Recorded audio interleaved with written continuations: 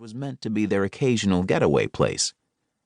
And when they'd retired as educators years ago, they had purchased a motorhome with the intention of traveling to wherever the road led them, as often as they could. But that was before the marriages.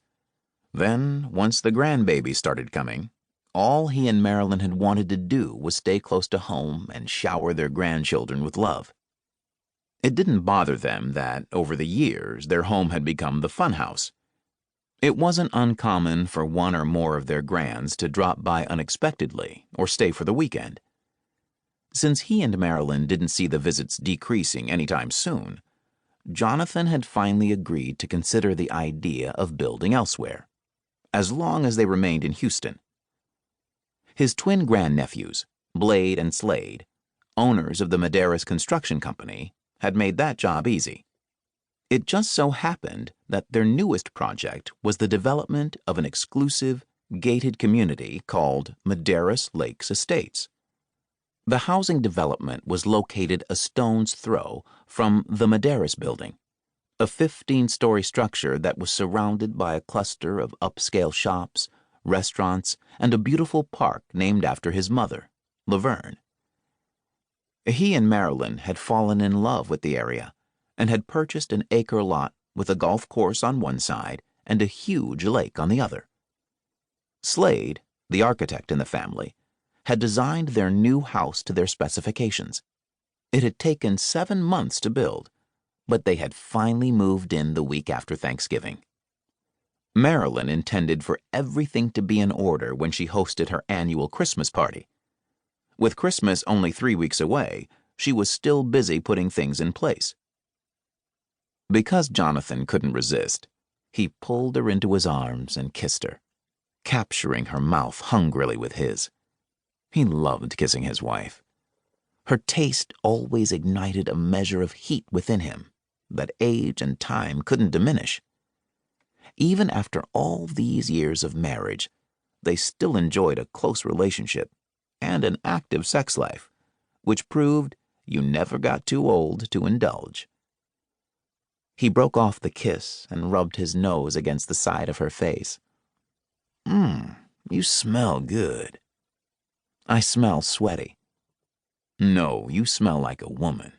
My woman." "Your woman," she said, reaching up and cupping his chin. He looked down at her, then at the boxes all around them. "I offered my services. Why do you want to do this all by yourself?" She smiled, giving him that Marilyn Bannister look she'd perfected over the years. "You know why. We would not have unpacked the first box before you'd have talked me into trying out that bed over there." He shrugged. "It's a new bed. We've got to break it in sometime." She threw her head back and laughed.